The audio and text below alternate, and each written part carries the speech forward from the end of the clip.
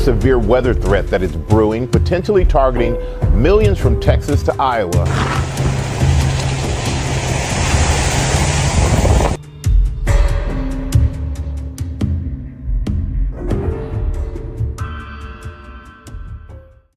Algo lleva semanas ocurriendo en América. No es fácil ignorarlo cuando los eventos se acumulan uno tras otro en una cadencia que pocos saben cómo explicar con tranquilidad.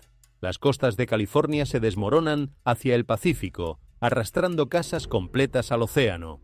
Barrios enteros de Texas y Luisiana desaparecen bajo torrentes de agua que llegan sin aviso suficiente para que nadie pueda prepararse de verdad. Tornados colosales barren las grandes llanuras bajo cielos que cambian de color antes de girar sobre sí mismos con una violencia que los meteorólogos pueden medir, pero que los testigos describen en otro idioma completamente. Y en el desierto del suroeste, lo que parecía tierra compacta y ordinaria reveló algo enterrado hace mucho tiempo, una estructura de piedra labrada cubierta de símbolos celestes que nadie esperaba encontrar ahí abajo. Lo más revelador no es solo cada uno de estos eventos por separado, es que millones de estadounidenses han dejado de mirarlos como sucesos independientes. Las iglesias vuelven a llenarse con gente que hacía años no pisaba un templo. Las familias se arrodillan a rezar durante los apagones y las evacuaciones por incendios forestales, no porque les hayan enseñado a hacerlo en ese momento, sino porque algo en el ambiente los lleva allí instintivamente, como si el cuerpo recordara una postura que la mente había olvidado. Y la pregunta que antes nadie se atrevía a formular en voz alta, ahora circula libremente en conversaciones de cocina, en redes sociales, en sermones del domingo por la mañana. ¿Son estos simplemente eventos naturales que coinciden en el tiempo? ¿O hay algo más grande desenvolviéndose ahora mismo delante de nuestros ojos? Quédense con nosotros hasta el final. Si lo que ven aquí los hace reflexionar, compartan sus pensamientos en los comentarios. Y compartan este video con alguien que también esté siguiendo estas señales, porque lo que estamos a punto de recorrer juntos no es fácil de ver en fragmentos aislados. La secuencia completa es lo que importa. Dale like a este video para que el mensaje llegue a quien lo necesita. Porque hay algo en la manera en que estos eventos se han encadenado que resiste la clasificación como simple mala suerte estadística. No es que cada evento sea inexplicable en sí mismo. Los científicos tienen marcos para cada uno de ellos. Es que la velocidad, la concentración y la variedad de los eventos ocurridos en tan poco tiempo produce una experiencia colectiva que los marcos técnicos no terminan de contener. Y cuando los marcos técnicos no bastan, las personas buscan otros. Ese proceso no es irracionalidad, es la mente humana haciendo lo que siempre ha hecho. Buscar el nivel de explicación que corresponde a la escala de la experiencia. Lo que ocurrió en la costa de California no comenzó con una explosión ni con un terremoto que todos sintieran a la vez. Comenzó de la manera más silenciosa posible, casi con discreción, como si la tierra estuviera probando si alguien prestaba atención. Una grieta delgada cruzando la entrada de un garaje que los dueños atribuyeron al clima seco del verano.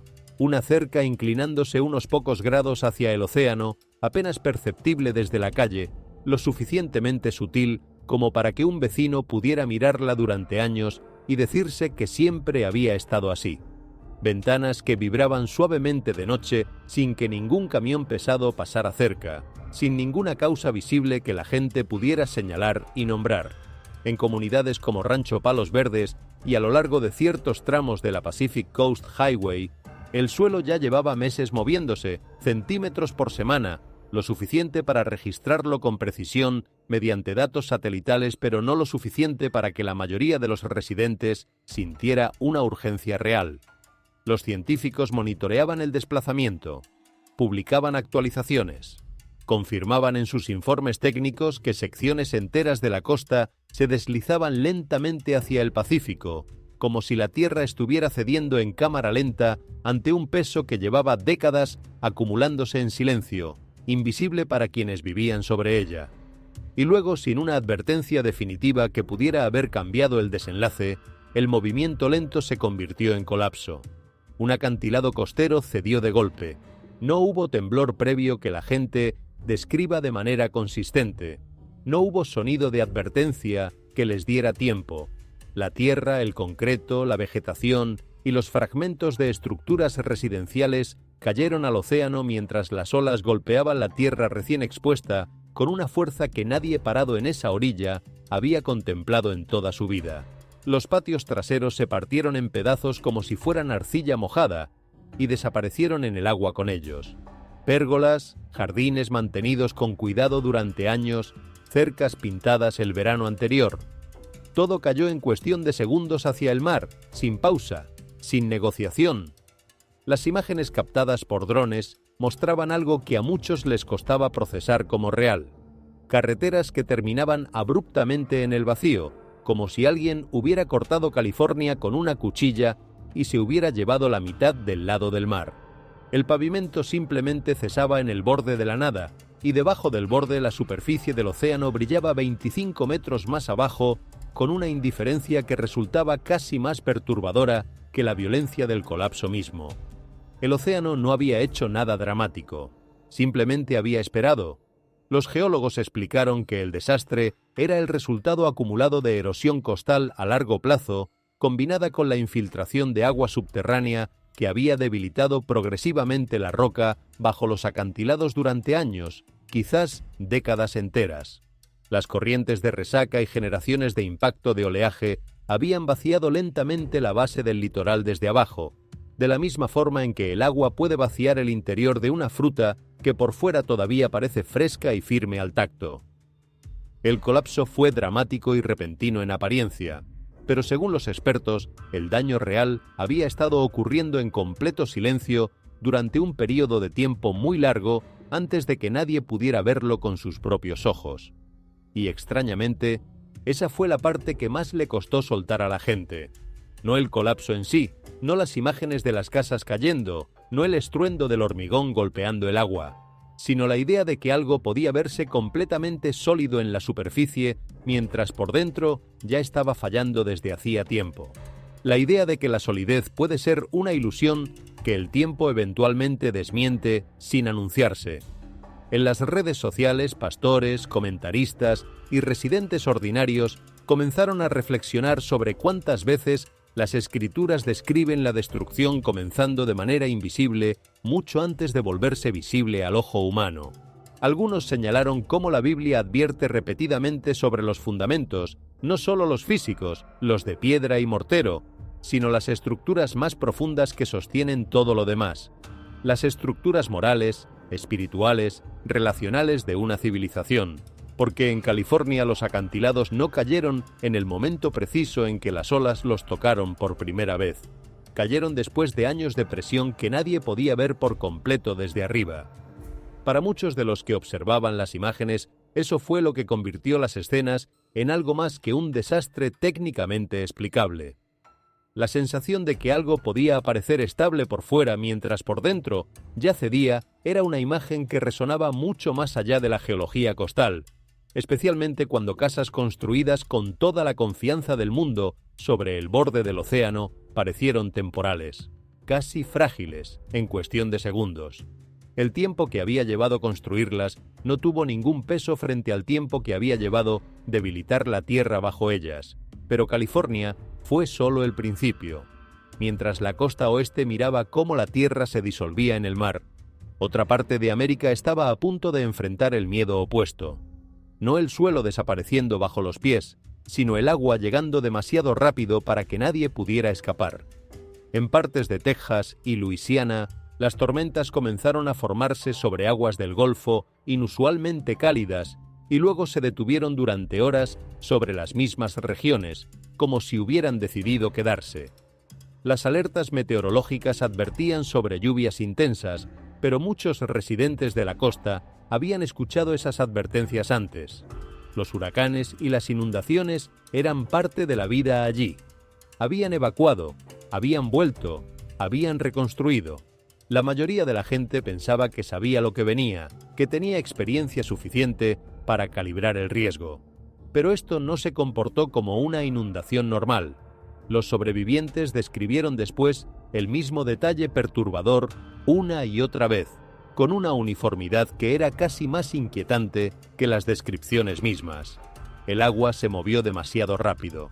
Barrios que estaban completamente secos minutos antes desaparecieron repentinamente bajo corrientes oscuras que arrastraban pedazos de cercas, vehículos, muebles y secciones enteras de techos, como si todo el contenido de un vecindario hubiera sido arrojado a un río.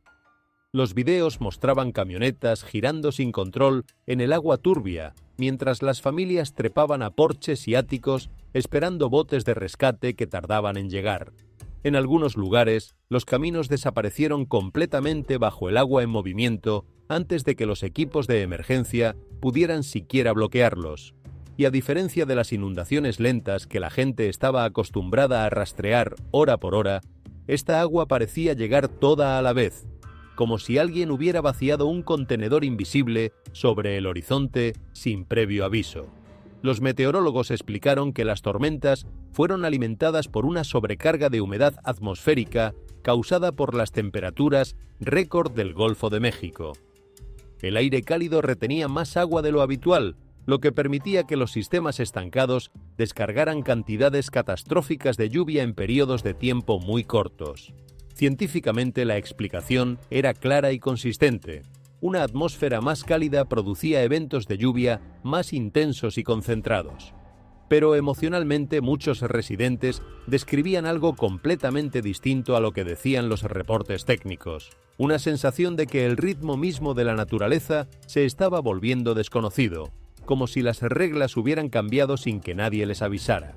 Los lugareños mayores que habían vivido huracanes durante décadas decían que las tormentas ya no se sentían predecibles de la manera en que siempre lo habían sido. El momento era diferente. La intensidad escalaba demasiado rápido. El agua aparecía en lugares que históricamente nunca habían tenido inundaciones, en calles elevadas, en sitios donde las generaciones anteriores habían construido sin preocupación porque el agua nunca llegaba allí.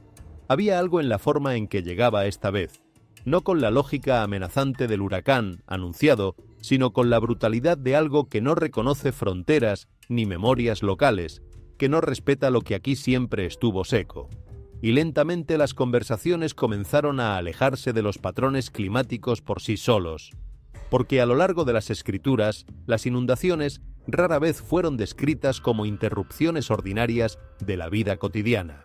Representaban momentos en que el control humano desaparecía de repente, cuando la ilusión de permanencia se derrumbaba bajo una fuerza abrumadora, no necesariamente porque cada inundación fuera juicio divino, sino porque el agua y la imaginería bíblica a menudo exponían cuán frágiles eran los sistemas humanos en realidad, cuán poco separaba lo normal de lo catastrófico.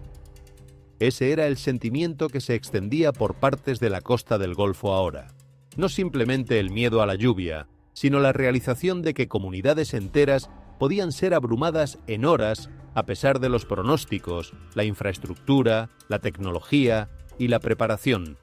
Un voluntario de rescate en Luisiana describió estar parado junto a una carretera inundada al amanecer, viendo refrigeradores, vigas de madera y juguetes de niños flotando silenciosamente en la corriente a la misma velocidad, como si el agua los tratara con la misma indiferencia democrática. Dijo más tarde que la escena le recordaba menos a un desastre natural y más a algo siendo deshecho, no destruido de la manera violenta en que un tornado destruye, sino borrado, como si la lógica del lugar hubiera sido cancelada. Mientras las aguas de la inundación finalmente comenzaban a retirarse de Texas y Luisiana, otra amenaza ya estaba comenzando a formarse más tierra adentro. Presten atención, porque lo que sucede después puede conectar estos eventos de maneras que pocos esperaban. A través de Oklahoma, Kansas y Nebraska, enormes formaciones de nubes comenzaron a elevarse hacia la atmósfera tarde en la tarde, extendiéndose hacia arriba como montañas de humo oscuro que el sol no podía penetrar. Debajo de ellas, la luz cambió de color. Pueblos enteros quedaron cubiertos por un resplandor verde y apagado que los residentes de las llanuras conocen y temen. El color que el cielo adopta antes de los peores brotes de tornados, como si la atmósfera anunciara lo que viene con su propia señal cromática. Luego los vientos se detuvieron. Las personas que sobrevivieron a las tormentas dijeron más tarde que ese fue el momento en que supieron que algo estaba muy mal. No el viento, no el trueno, el silencio. Las aves desaparecieron de los cables y los árboles sin que nadie pudiera señalar el instante exacto en que se fueron. Los árboles dejaron de moverse. El aire se volvió espeso y extrañamente cálido, como si la atmósfera misma estuviera conteniendo la respiración antes de soltar algo que no tenía nombre todavía. Luego comenzó la rotación. Las supercélulas se movieron por las llanuras a una velocidad que los radares registraban con claridad, pero que los ojos en tierra apenas podían seguir, produciendo múltiples tornados dentro de pocas horas. Algunos embudos permanecieron en el suelo durante kilómetros enteros, arrasando campos, vecindarios, gasolineras y líneas eléctricas antes de desvanecerse de nuevo en las nubes casi tan rápido como se habían formado, dejando detrás un rastro de escombros que describía el trayecto con una precisión brutal.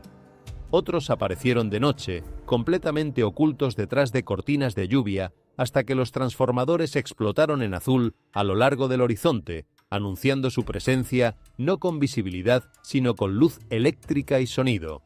Los meteorólogos explicaron que el brote fue impulsado por una inestabilidad atmosférica extrema, aire cálido y húmedo del Golfo chocando violentamente con aire frío y seco que descendía del norte, combinado con una fuerte cizalladura del viento que creaba entornos ideales para supercélulas de rotación rápida.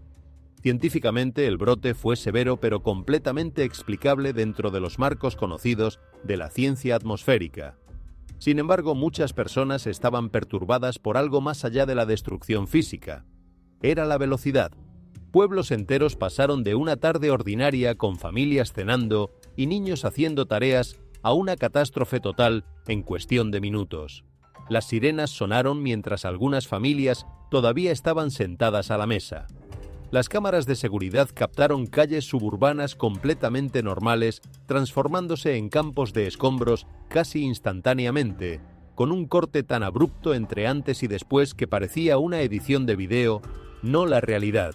Y a diferencia de las inundaciones donde la destrucción subía desde abajo con al menos algo de tiempo para procesar lo que estaba pasando, los tornados creaban el miedo opuesto. La sensación de que el peligro podía descender desde arriba en cualquier momento sin que hubiera nada que hacer salvo esperar que no bajara exactamente aquí. Esa reacción emocional explica en parte por qué las tormentas severas siempre han tenido un peso simbólico profundo a lo largo de la historia americana, especialmente en las comunidades religiosas de las llanuras y el sur. En muchas iglesias de esas regiones, las tormentas nunca fueron vistas únicamente como fenómenos meteorológicos.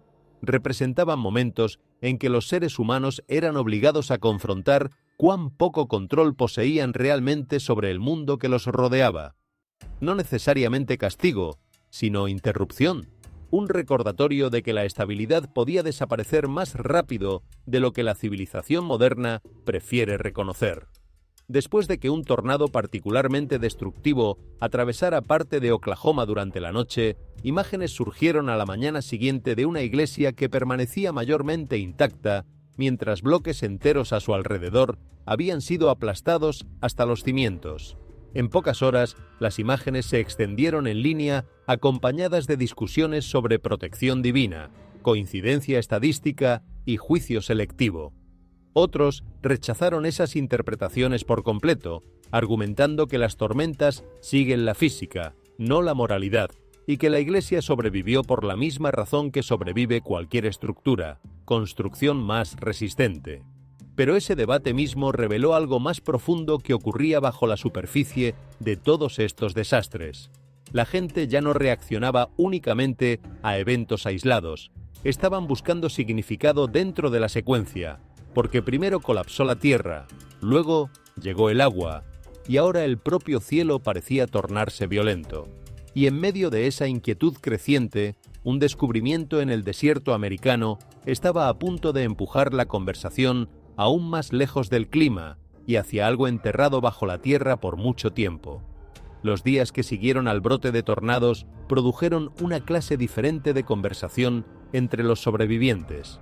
el tipo de conversación que no aparece en los reportes de daños ni en las cifras de seguros, pero que define cómo una comunidad recuerda y procesa lo que vivió. En las ciudades de Oklahoma y Kansas que habían quedado parcialmente destruidas, los vecinos describían la experiencia de reconstruir no solo las casas, sino también su comprensión del mundo. Porque los tornados no solo habían derribado estructuras físicas, habían derribado la suposición de que el peligro es predecible, manejable, algo que llega con suficiente aviso para que la gente pueda moverse fuera de su camino. Una mujer de una pequeña ciudad al norte de Oklahoma describió lo que sintió cuando salió de su sótano al amanecer del día siguiente y no reconoció el barrio donde había vivido toda su vida. Las referencias visuales que usaba para orientarse desde niña, el roble grande en la esquina, el techo rojo de la casa de los vecinos, la silueta del viejo granero al fondo del campo, habían desaparecido. No dañadas, desaparecidas. Y lo que describió en ese momento no era pánico ni tristeza, sino algo que le costaba nombrar. Una especie de desorientación fundamental que tenía menos que ver con la pérdida material y más con la sensación de que el suelo debajo de su identidad también había cambiado, que el lugar físico que la había hecho quien era ya no existía de la misma forma. Ese tipo de experiencia es lo que los psicólogos llaman disrupción del entorno, la pérdida no solo de objetos, sino del paisaje que ancla la memoria y la identidad. Los estudios realizados después de desastres mayores muestran consistentemente que la recuperación emocional es más lenta y más difícil cuando las personas no solo pierden posesiones, sino el contexto físico que hacía que esas posesiones tuvieran sentido. El sofá de la abuela no es solo un mueble, es el lugar donde ciertas conversaciones ocurrieron, donde ciertos recuerdos tienen coordenadas espaciales. Cuando el tornado lleva el sofá a 3 campos de distancia, lleva también una parte del archivo de la memoria que no puede simplemente descargarse de nuevo desde algún servidor. Las comunidades de fe de las llanuras entendieron esto de manera instintiva. Los pastores de las iglesias más afectadas no solo abrieron sus templos como refugios temporales o centros de distribución de suministros, que también lo hicieron. Los usaron como lugares donde la gente podía estar junta con su desorientación sin que nadie les pidiera que la resolvieran rápidamente, donde los ancianos de la congregación podían sentarse con los más jóvenes y decirles que habían visto tornados antes, que la tierra había quedado así antes, que el barrio había necesitado rehacerse antes y que la gente lo había hecho. No como argumento contra el dolor, sino como contexto para él, como una forma de decir: el suelo que conoces puede ser desgarrado, pero el suelo que te sostiene es más profundo que el tornado alcanzó. Fue en esas conversaciones donde la dimensión espiritual de los eventos se hacía más tangible que en cualquier debate en línea sobre señales y profecías. No en las grandes interpretaciones teológicas, sino en los momentos pequeños. El anciano que tomaba la mano del vecino más joven entre los escombros y oraba en voz baja. La mujer que encontraba la Biblia de su madre en el campo 4 días después del tornado, empapada pero intacta en sus páginas interiores y que no decía nada durante un rato largo y luego decía solo: «Mírala», como si la integridad de esas páginas bajo todo el daño dijera algo que ningún sermón habría podido decir de manera más precisa. Esas escenas no llegaban a los titulares principales. No eran suficientemente espectaculares para competir con las imágenes de los radares de tormenta o los videos de los embudos tocando el suelo, pero eran las que quedaban en la memoria de quienes las vivieron, y eran las que más fielmente describían lo que estaba ocurriendo en el nivel más profundo de la experiencia americana en esas semanas. No solo el miedo ante la naturaleza, sino la búsqueda, en medio del miedo, de algo que no pudiera ser llevado por el viento. Esa búsqueda tenía precedentes históricos claros en la experiencia americana. Las grandes tormentas de la historia del país, el New England Hurricane de 1938, el Dust Bowl de los años 30, el Camille en 1969, el Katrina en 2005, habían producido cada una su propia ola de reflexión espiritual en las comunidades que las sufrieron. Había algo en la experiencia de ser reducido a la indefensión por la naturaleza que activaba preguntas que la prosperidad y la seguridad cotidiana mantenían dormidas. no necesariamente preguntas que tuvieran respuestas claras o rápidas, sino preguntas que se sentían más honestas que las certezas fáciles que la gente normalmente prefería. ¿Hay alguien al cargo de todo esto? ¿El universo tiene alguna dirección o es simplemente fuerza sin propósito? ¿Hay alguna diferencia entre cómo vivo y lo que me ocurre? ¿O la lluvia cae igual sobre todo sin distinción? Si hay un Dios, ¿me ve a mí específicamente en este sótano con este miedo o solo ve a la especie en general desde demasiado lejos para que importe la diferencia? Esas preguntas no son nuevas, son tan antiguas como la primera tormenta que atrapó a alguien sin techo y sin explicación. Pero en las sociedades modernas y tecnológicas que habían aprendido a responder a la mayoría de las preguntas prácticas de la vida con aplicaciones, seguros y sistemas de alerta temprana, habían quedado relegadas a los márgenes de la experiencia cotidiana. Los desastres las devolvían al centro. Y quizás eso, más que ningún otro aspecto de lo que ocurrió en esas semanas, era lo que hacía que la gente los mirara de una manera distinta a como mira el parte meteorológico del martes. Después de semanas de ver desastres desplegarse a lo largo de costas, zonas de inundación y corredores de tornados, la atención pública cambió de repente hacia los desiertos del suroeste americano. No por otra tormenta, no por otra crisis climática, sino porque algo había sido descubierto bajo la arena. Todo comenzó después de que una severa tormenta de polvo barriera una región remota cerca de la frontera entre Arizona y Nevada. La tormenta en sí no era inusual para el área, uno de esos eventos que suceden periódicamente y que los locales conocen bien. Pero días después, equipos de levantamiento geológico que inspeccionaban los daños por erosión notaron una gran depresión en la tierra que definitivamente no había sido visible antes del temporal. Parte del suelo del desierto había colapsado hacia adentro, exponiendo lo que parecía ser la parte superior de una estructura de piedra enterrada. No una roca natural, una estructura construida. Al principio los investigadores asumieron que era un sitio minero abandonado de los siglos XIX o XX, o quizás los restos de alguna instalación militar antigua de la que no quedaban registros públicos. Pero cuanto más profundo miraban los equipos, más extraño se volvía lo que encontraban. Bajo capas de arena compactada y roca sedimentaria, había una cámara circular construida con enormes bloques de piedra oscura ensamblados con una precisión que no concordaba con ningún período de construcción local conocido. No había mortero visible. Las piezas se encajaban entre sí con una exactitud que desconcertaba a quienes las examinaban de cerca. Varias de las paredes interiores estaban talladas con símbolos geométricos repetitivos que múltiples investigadores relacionaron de inmediato con alineaciones astronómicas, patrones asociados con ciclos solares, eclipses y posiciones de estrellas específicas en momentos específicos del año. Pero un detalle captó de inmediato la atención masiva en línea cuando las primeras imágenes comenzaron a circular. En el centro exacto del piso de la cámara había un gran círculo grabado en la piedra, rodeado de marcas más pequeñas que muchas personas afirmaron reconocer como representaciones antiguas de eventos celestes específicos. El sol oscureciéndose, objetos cayendo del cielo, y figuras humanas de pie mirando hacia arriba con una postura que algunos describían como de asombro y otros como de terror. Los arqueólogos instaron a la cautela con toda justificación profesional.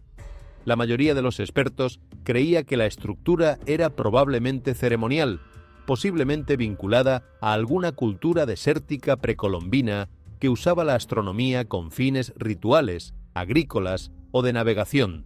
Imágenes simbólicas similares han aparecido en civilizaciones antiguas de todo el mundo durante miles de años.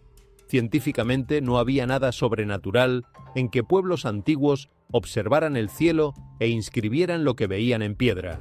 Pero el momento del descubrimiento lo cambió todo, porque para entonces América ya había pasado semanas viendo el suelo colapsar, las aguas subir y las tormentas desgarrar comunidades enteras.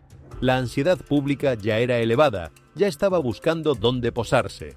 Cuando las imágenes de la cámara subterránea comenzaron a extenderse en línea, muchas personas las interpretaron de inmediato a través del lente de todo lo que había sucedido en las semanas anteriores, especialmente después de que un investigador describiera informalmente, en una entrevista que fue grabada y compartida sin su consentimiento completo, que la cámara se sentía menos como una tumba y más como una advertencia que alguien había dejado para quien viniera después.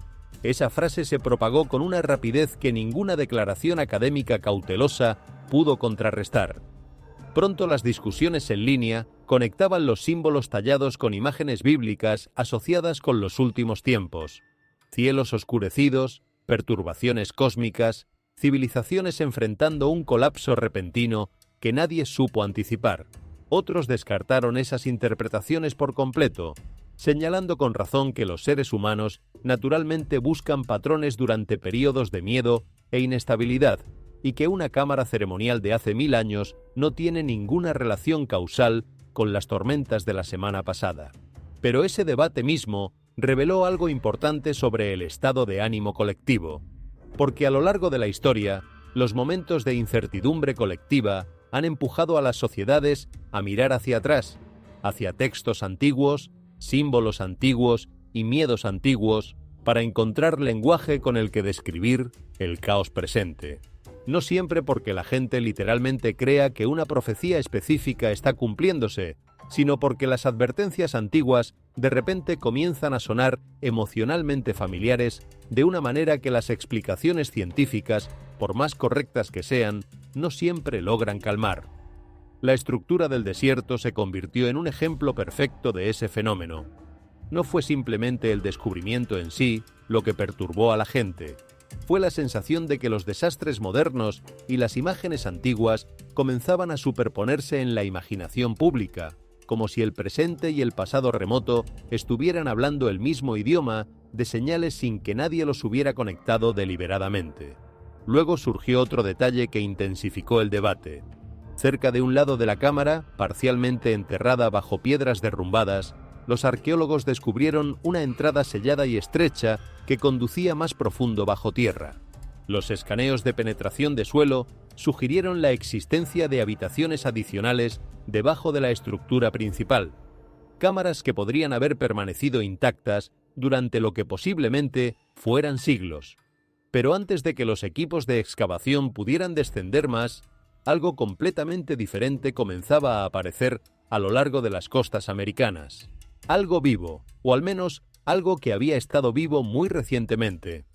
La Cámara del Desierto también desató otra conversación, esta de naturaleza más académica pero igualmente reveladora sobre el estado de ánimo colectivo.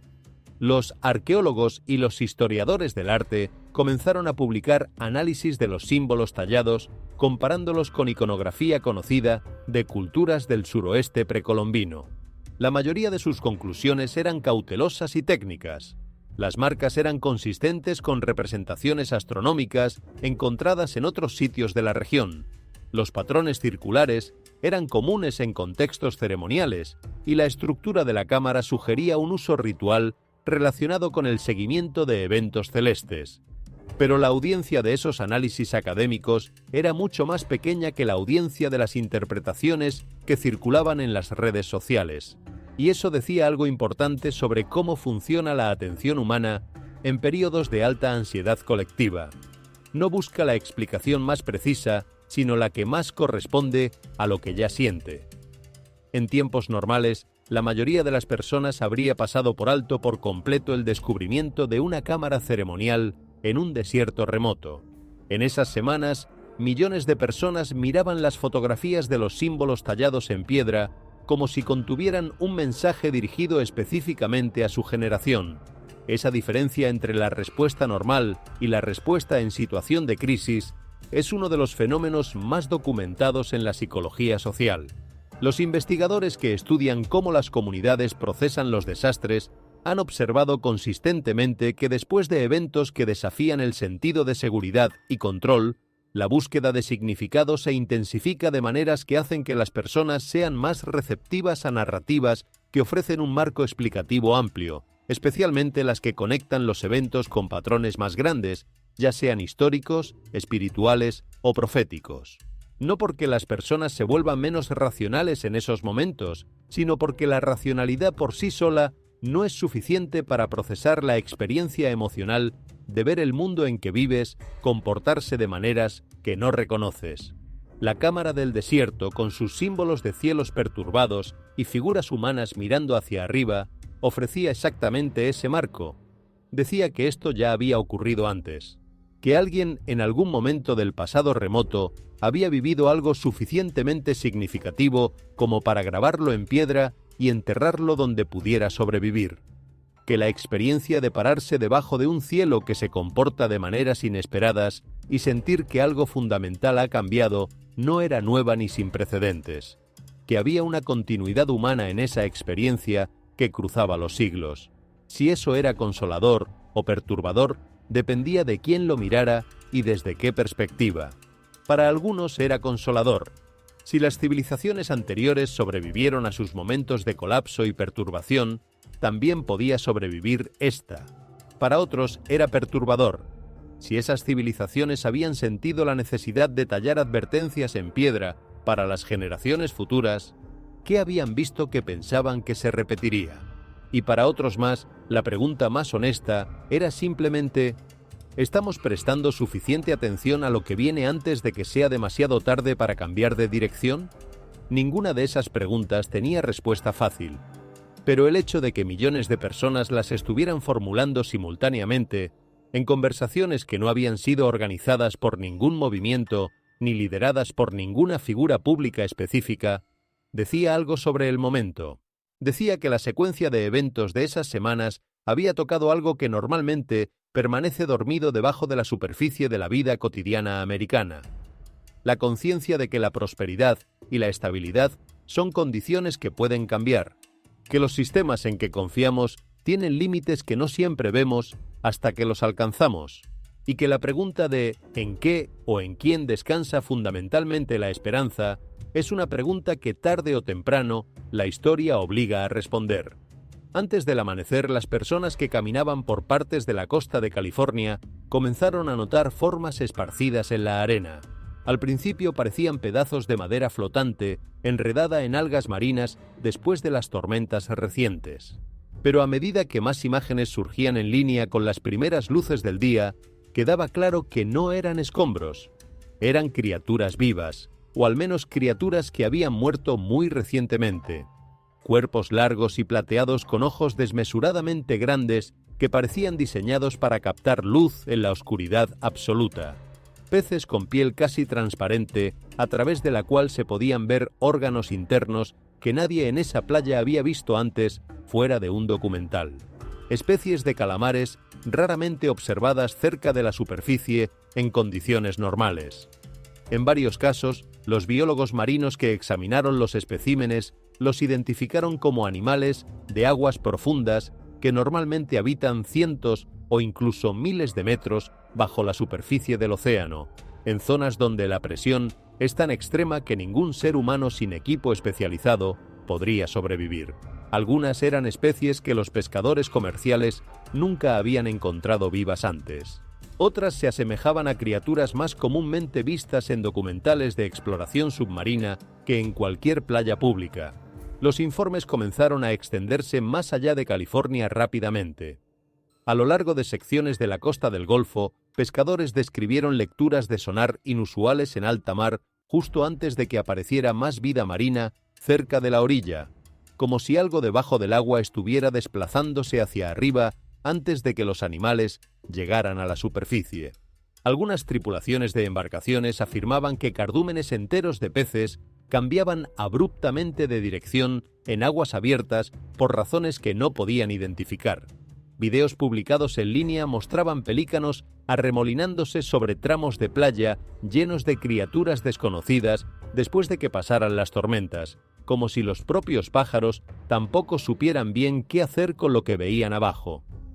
Los científicos marinos señalaron varias explicaciones posibles y razonables. Los sistemas de tormentas poderosas pueden interrumpir las capas oceánicas profundas, forzando a los animales hacia arriba a través de cambios repentinos de presión y temperatura que los desorientan completamente. Los océanos que se calientan también pueden estar alterando el comportamiento migratorio y la distribución de oxígeno en las capas intermedias, empujando a ciertas especies hacia zonas donde normalmente no se aventuran.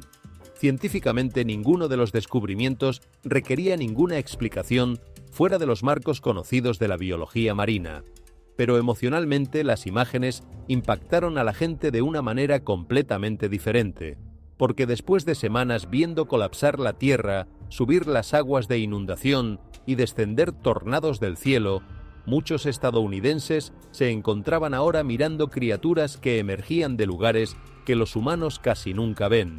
Seres que normalmente habitaban un reino completamente alejado de la experiencia humana cotidiana, sacados a la superficie como si las capas del mundo se hubieran reorganizado sin pedir permiso. A lo largo de la historia, el océano ha representado el caos en la imaginación humana de una manera que ningún otro elemento iguala. Un mundo más allá de la visibilidad, más allá del control, más allá de la comprensión directa. Ese simbolismo aparece de manera constante en culturas antiguas y textos religiosos de todo el mundo, donde el mar no es simplemente agua, sino un lugar asociado con poder oculto, desorden primordial y cosas que la humanidad no puede contener, nombrar ni domesticar completamente. Eso es en parte por qué la reacción en línea escaló tan rápidamente cuando comenzaron a circular las imágenes de las playas cubiertas de criaturas del fondo marino. No porque la gente creyera que los peces en sí eran señales del apocalipsis, sino porque su aparición se sentía simbólicamente conectada a todo lo demás que ya estaba sucediendo. Una publicación que se volvió viral comparó las playas con lo profundo, devolviendo algo que había guardado por demasiado tiempo. Otra hacía referencia al pasaje de Lucas que describe el mar y las olas rugiendo, no como una predicción de monstruos marinos, sino como una descripción de la humanidad confrontándose con fuerzas más grandes que ella misma, fuerzas que normalmente permanecen fuera de la vista y que de repente ya no lo están. Y para muchas personas ese era exactamente el ambiente que se extendía por todo el país en ese momento. No pánico abierto, sino algo más silencioso y en cierto modo más difícil de manejar. Una sensación creciente de que la naturaleza ya no se sentía distante ni contenida detrás de pantallas y pronósticos del tiempo. Ese sentimiento se intensificó días después cuando imágenes satelitales revelaron enormes columnas de humo elevándose por partes del suroeste. La temporada de incendios forestales había regresado, pero esta vez los fuegos se comportaban de manera diferente, y la diferencia era el tipo que se nota en el cuerpo antes de que la mente la procese. Pero antes de que el humo llenara los horizontes del suroeste, había una conversación que crecía en silencio en comunidades de todo el país. No en los canales de noticias ni en los comunicados oficiales, sino en los grupos de oración, en las conversaciones entre vecinos, en los mensajes que la gente se enviaba tarde en la noche cuando no podía dormir. Era la conversación sobre si todo lo que estaba ocurriendo tenía algún sentido más allá de la meteorología y la geología. Si la suma de las partes decía algo que ninguna parte por separado podía decir. Los pastores notaron el cambio antes que nadie. Personas que no habían pisado una iglesia en años comenzaron a aparecer en los servicios del domingo con una expresión que los ministros aprendieron a reconocer. No la expresión del que viene a celebrar, sino la del que viene a preguntar. ¿Qué significa todo esto? ¿Qué estamos viendo? ¿Debería sentir miedo? La asistencia en algunos lugares llegó a niveles que no se veían desde los primeros domingos después del 11 de septiembre de 2001, que fue la última vez que el país entero pareció estar buscando simultáneamente algo más grande que sus propias explicaciones. Lo que esa comparación revela es importante. En los grandes momentos de crisis colectiva, los seres humanos no buscan primero más datos, buscan primero significado. Los datos pueden llegar después, pueden explicar los mecanismos, pueden describir los procesos físicos con toda la precisión de la ciencia moderna. Pero el significado es lo que permite seguir viviendo con lo que los datos describen. Y en el otoño de esas semanas, el significado era lo que más escaseaba en el país, incluso para quienes no se consideraban religiosos. Las redes sociales amplificaron esa búsqueda de maneras que habrían sido imposibles en generaciones anteriores. Imágenes de los acantilados caídos aparecían junto a versículos del Salmo 46. Videos de las inundaciones en Texas circulaban con textos del Génesis superpuestos. Fotografías de los incendios del suroeste se compartían con referencias al libro de Joel, no siempre con el rigor teológico que los académicos habrían preferido, pero con una urgencia que decía algo verdadero sobre lo que la gente estaba sintiendo. Que las imágenes del mundo moderno y las palabras de textos antiquísimos resonaban juntas de una manera que era difícil de ignorar, aunque uno lo intentara. Los teólogos y los académicos respondieron de manera dividida, como suele ocurrir.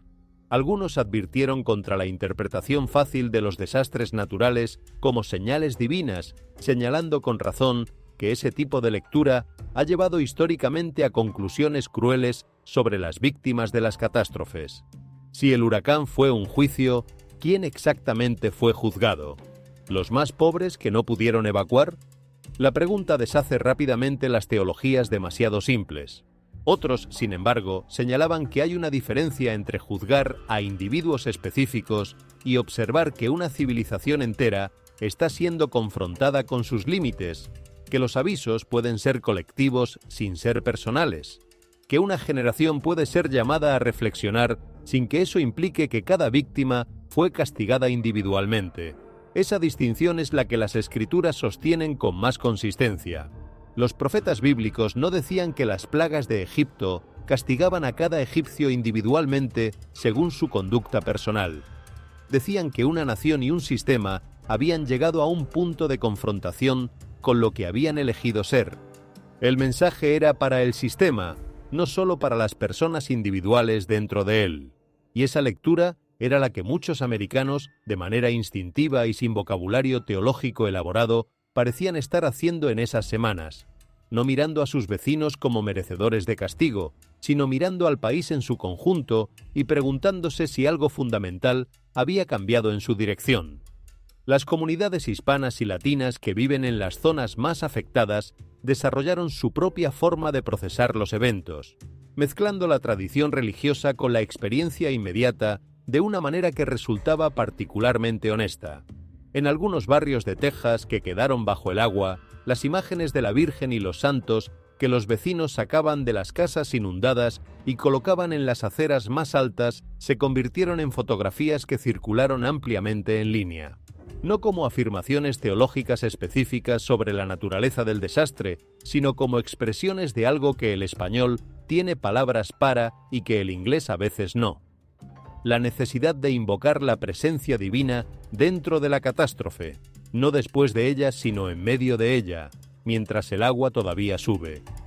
En Oklahoma, después de que los tornados arrasaran varios barrios en una noche, varios grupos de vecinos se reunieron espontáneamente en los escombros al amanecer sin haber coordinado entre sí, no para organizarse sino para orar, sin líderes establecidos ni liturgias formales, solo personas paradas entre los restos de lo que había sido sus casas, hablando en voz baja con un Dios que esperaban pudiera escucharlos desde ese lugar tan deshecho. Los reporteros que cubrieron la historia dijeron que esas escenas eran las más difíciles de describir en términos periodísticos estándar, porque no encajaban en ninguna de las categorías habituales. No eran pánico, no eran desesperación, no eran resignación. Eran algo que un reportero describió simplemente como gente recordando que no estaban solos, aunque todo a su alrededor dijera lo contrario. Esa es quizás la paradoja más profunda que emergió de toda la secuencia de eventos. Los desastres expusieron la fragilidad de los sistemas, la infraestructura, los sistemas de alerta, las redes eléctricas, los acantilados que creíamos sólidos, los lechos de ríos que pensábamos que sabíamos cómo se comportaban. Pero al mismo tiempo la respuesta humana a esa fragilidad expuesta reveló algo que los sistemas no pueden crear: la capacidad de las personas de encontrarse entre sí en la vulnerabilidad y de buscar juntos algo más grande. Las iglesias que se llenaron, los grupos de oración que se formaron, las conversaciones sobre fe que comenzaron en familias que nunca las habían tenido, no eran reacciones irracionales al miedo. Eran, en algún sentido, la respuesta más razonablemente humana disponible ante la escala de lo que estaba ocurriendo. La ciencia explicaba los mecanismos, pero los mecanismos no explicaban lo que las personas sentían al pararse sobre ellos. Y en ese espacio entre la explicación técnica y la experiencia vivida, la fe encontraba el terreno que siempre ha reclamado, no el espacio de lo inexplicable, sino el espacio de lo que trasciende la explicación sin contradecirla. Los líderes religiosos de distintas tradiciones que respondieron públicamente a la secuencia de eventos lo hicieron de maneras que revelaban tanto sobre sus teologías como sobre el momento.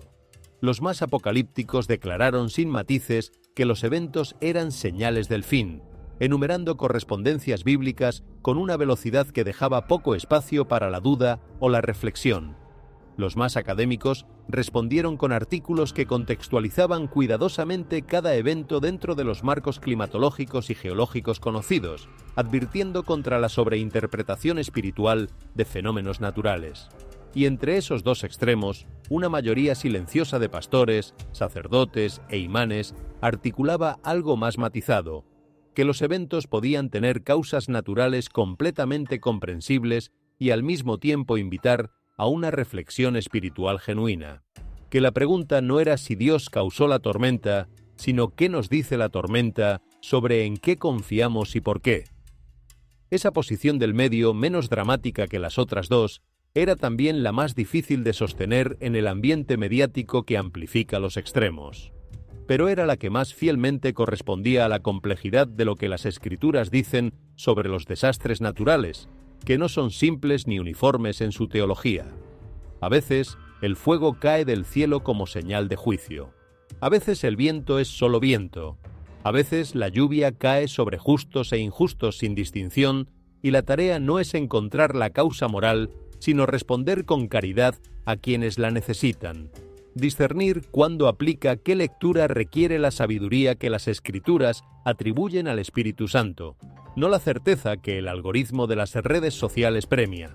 Lo que sí unificaba a prácticamente todos los que respondieron desde la fe, independientemente de sus diferencias teológicas sobre la naturaleza exacta de los eventos, era la convicción de que esas semanas representaban una invitación que sería un error dejar pasar sin responder, una invitación a salir de la anestesia de la rutina, a hacerse preguntas que normalmente se posponen para cuando haya más tiempo, a mirar el estado del alma individual y colectiva con la misma honestidad con que los ingenieros miran el estado de los acantilados después de que uno cae al mar. No para encontrar culpas, sino para encontrar la realidad, que es el primer paso necesario para cualquier cambio que valga la pena.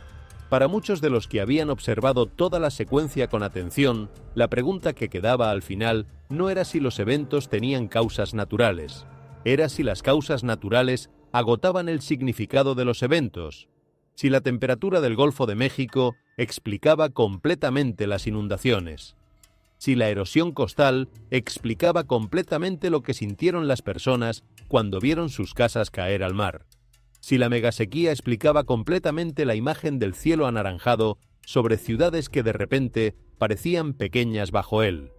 La respuesta para millones de personas en esas semanas fue que no, que la explicación técnica era necesaria y verdadera, pero no suficiente, que algo en la experiencia vivida de esos eventos apuntaba hacia dimensiones que los instrumentos no podían medir, y que esa intuición, lejos de ser irracionalidad, era quizás la forma más antigua de sabiduría disponible para los seres humanos. La capacidad de mirar lo que ocurre en el mundo físico y percibir que el mundo físico no es todo lo que existe. Para cuando la temporada de incendios se intensificó en California, Arizona y partes de Nuevo México, gran parte del país ya estaba emocionalmente agotada. La gente había pasado semanas viendo acantilados colapsar hacia el Pacífico, vecindarios ahogarse bajo agua de inundación, tornados desgarrar las llanuras y extrañas criaturas de las profundidades marinas llegar a la costa después de violentas tormentas.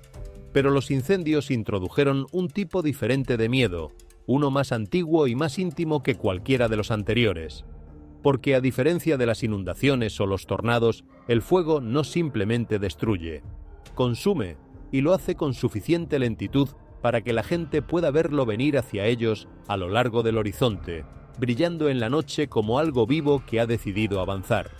Las imágenes satelitales mostraban enormes columnas de humo extendiéndose por múltiples estados mientras una luz anaranjada densa cubría ciudades enteras antes del atardecer, como si el sol se hubiera puesto 2 horas antes de lo previsto y hubiera dejado atrás ese color que no es ni luz ni oscuridad, sino algo entre los dos que ningún vocabulario describe bien. Las laderas brillaban durante la noche como líneas de lava moviéndose a través de la oscuridad, trazando los contornos de la topografía con fuego. La ceniza comenzó a caer sobre carreteras, tejados y estacionamientos a cientos de kilómetros de las llamas reales. El aire adquirió un sabor que la gente aprendió a reconocer con el tiempo. Metálico, seco, con algo que picaba en la garganta que no era exactamente humo, sino lo que quedaba del humo cuando había viajado demasiado lejos para seguir siendo reconocible. Luego los vientos cambiaron. Los equipos de bomberos informaron que varios incendios comenzaron a cambiar de dirección de manera impredecible, impulsados por ráfagas repentinas de viento caliente que transportaban brasas encendidas muy por delante de las líneas principales del fuego. En algunas áreas, las llamas saltaron carreteras y cortafuegos que deberían haberlas contenido según todos los protocolos establecidos. Vecindarios enteros fueron evacuados en minutos, no en horas, después de que chispas aisladas encendieran vegetación tan seca que ardía antes de que nadie pudiera alcanzarla, a kilómetros de distancia de las zonas de quema originales. El fuego había aprendido a volar antes de que los bomberos pudieran aprender a seguirlo.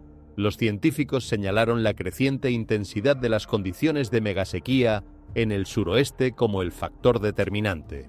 Años de calor sostenido, vegetación que llevaba temporadas enteras sin recibir lluvia suficiente y patrones de viento cambiantes habían creado entornos tan secos que la ignición ya no dependía de circunstancias extraordinarias. Según los investigadores del clima, muchos bosques y pastizales estaban ahora en un estado en que una vez comenzada la quema, la contención se volvía exponencialmente más difícil. El problema no era solo el fuego en sí, era que el paisaje completo se había convertido en combustible que esperaba una chispa.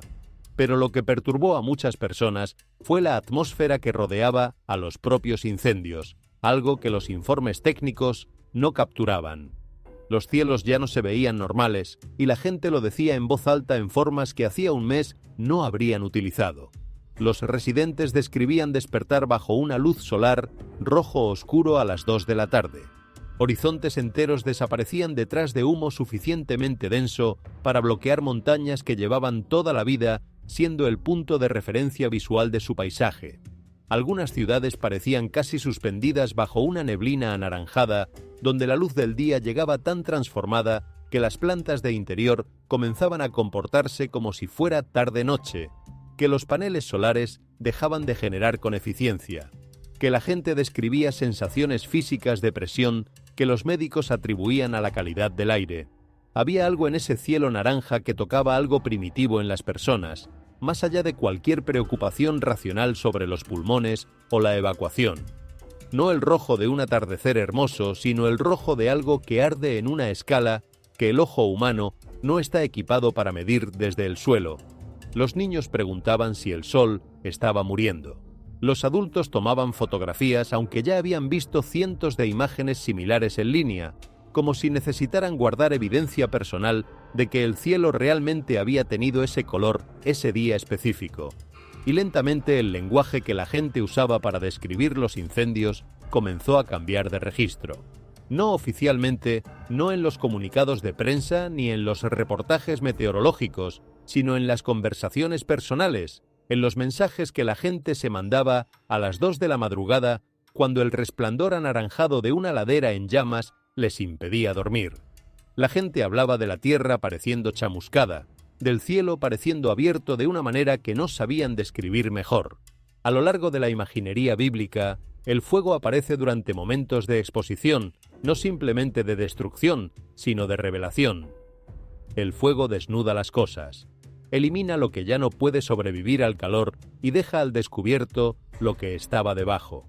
Ese simbolismo ha resonado a través del lenguaje religioso durante siglos, razón por la cual las escenas de laderas enteras ardiendo bajo cielos de color sangre desencadenaron reacciones más hondas en muchas comunidades que cualquier estadística de hectáreas quemadas, especialmente porque esta temporada de incendios ya no se sentía aislada. Se sentía conectada a la secuencia que ya se estaba desenvolviendo con una lógica que nadie sabía nombrar con precisión, pero que mucha gente percibía con claridad. La Tierra había colapsado al océano, el agua había abrumado a las ciudades, las tormentas habían descendido del cielo, las criaturas se habían elevado de las profundidades del océano. Ahora paisajes enteros ardían bajo cielos oscurecidos por humo que viajaba más lejos de lo que debería. Un pastor describió la atmósfera durante la evacuación de su congregación como la de una nación observando cómo la creación gemía desde cada dirección a la vez. La declaración se extendió ampliamente en línea, no porque todos estuvieran de acuerdo con su marco teológico, sino porque capturaba el sentimiento creciente de que los desastres habían comenzado a superponerse psicológicamente en una sola experiencia de inestabilidad que era difícil de compartimentar. Y en medio del humo y la ceniza, otro descubrimiento emergió silenciosamente del desierto. Este enterrado bajo un lecho de lago seco que no había visto agua en años. Los incendios aún ardían en partes del suroeste cuando los arqueólogos hicieron otro descubrimiento más profundo en el desierto. Esta vez no estaba oculto bajo una montaña ni enterrado dentro de un cañón. Emergió del fondo de un lago que ya no era lago. En Nevada, años de sequía habían provocado que los niveles de agua en varios lechos de lagos remotos retrocedieran dramáticamente, exponiendo tierra agrietada y pálida que había permanecido sumergida durante generaciones. Era el tipo de suelo que no ha visto el sol en décadas y que cuando aparece tiene ese color blanquecino de cosa que no debería estar a la vista. Un equipo geológico que inspeccionaba el área en busca de daños por erosión notó fragmentos de piedra dispuestos con una regularidad que no podía ser accidental. Las excavaciones que siguieron pronto revelaron algo más grande bajo la superficie, una serie de sitios de entierro poco profundos. Al principio, los investigadores asumieron que los restos pertenecían a primeros colonos o a comunidades indígenas desplazadas por sistemas de agua cambiantes siglos atrás. Pero a medida que continuaba la excavación, varios detalles llamaron la atención de manera creciente. Las tumbas habían sido dispuestas en patrones circulares deliberados, todas orientadas hacia el este con una consistencia que no dejaba lugar a la casualidad. Los marcadores de piedra cercanos contenían tallados de líneas radiantes que descendían del cielo hacia figuras humanas paradas debajo de ellas. Una iconografía que varios investigadores reconocieron de inmediato, pero que no podían ubicar con precisión en ninguna tradición cultural específica de la región. Una losa parcialmente rota parecía representar una serie de llamas o rayos que golpeaban la tierra mientras grupos de personas miraban hacia arriba con las manos levantadas en una postura que algunos describían como de súplica y otros como de asombro. Los arqueólogos advirtieron contra interpretaciones sensacionalistas, con toda la razón del mundo.